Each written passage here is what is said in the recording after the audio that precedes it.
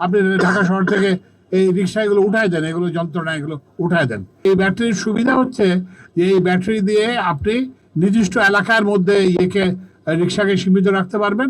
আর একটা গতির এটা একটা বিরাট সমস্যা। আমাদেরকে উপদেষ্টা পরিষদের আদিল ভাইকে আমাদেরকে সবাইকে বলে আপনি ঢাকা শহর থেকে এই রিক্সাগুলো উঠায় দেন, এগুলো যন্ত্রণা এগুলো উঠায় দেন। কিন্তু আমাদের সবাইকে মনে রাখতে হবে এই যে একটা রিক্সা মানে কিন্তু রিক্সা না, রিক্সার পেছনে একটা পরিবার আছে, একটা জীবিকা আছে। এটা আমরা চাইলেই কিন্তু এটা উঠিয়ে দিতে পারি না। তো ওই জন্যই এখন আজকে আমরা যেটা করছি, কয়েকটা জিনিস করা হচ্ছে। একটা হচ্ছে যে এই যে বাসের যে বিশৃঙ্খলা নিয়ন্ত্রণের জন্য আমার মনে হয় কালকে কিংবা পরশু একটা প্রোগ্রাম হবে, যেখানে আমরা একটা বাস সার্ভিস উদ্বোধন করব, যেখানে শুধুমাত্র নির্দিষ্ট জায়গায় বাস থামবে, যত্র বাস থামবে না। তো আমার মনে করি এইটা একটা শৃঙ্খলার উপাদান হবে এবং ক্রমান্বয়ে এটা আমরা অন্যান্য রুটেও আমরা সম্প্রসারণ করব।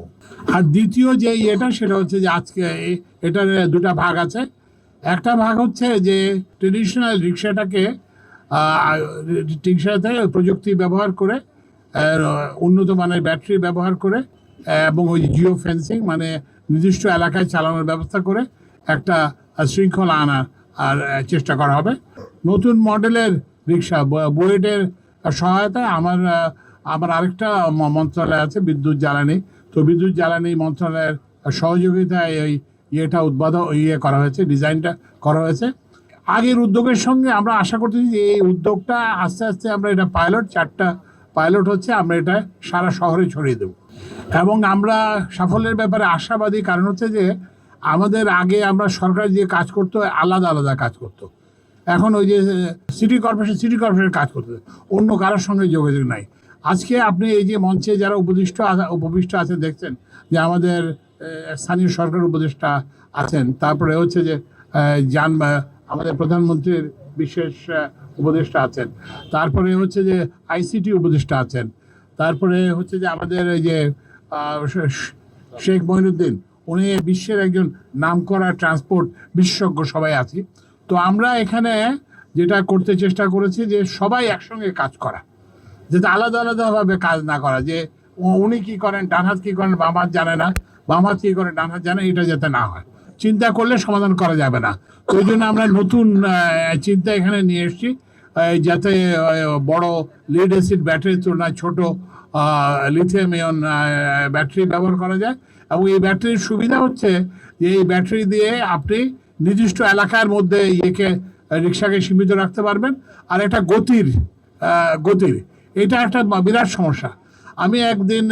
আমি আগে জানেন আমি বিশ্ববিদ্যালয়ে পড়াতাম, একদিন আমি বিশ্ববিদ্যালয়ে যাচ্ছি, তো যাওয়ার পথে ব্যাটারি চালিত রিক্সা এসে আমার গাড়ির একদম সোজা দিয়ে টেনে চলে যায়।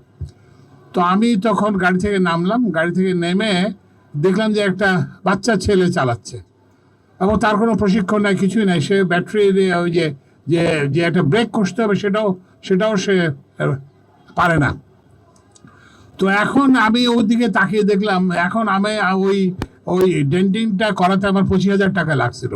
কিন্তু আমি ওর দিকে তাকিয়ে দেখলাম যে 25,000 টাকা কি, ও তো মানে 500 টাকা ওর জন্য একটা বার্ডেন হয়ে যাবে। তো আমরা এই সবার জন্য এই শহরকে নিরাপদ করতে চাই, যাত্রীদের, গাড়ি চালকদের জন্য নিরাপদ করতে চাই, যাত্রীদের জন্য নিরাপদ করতে চাই, রিক্সা চালকদের জন্য নিরাপদ করতে চাই। দেশে দেশে সবার সাথে দ্য নিউজ।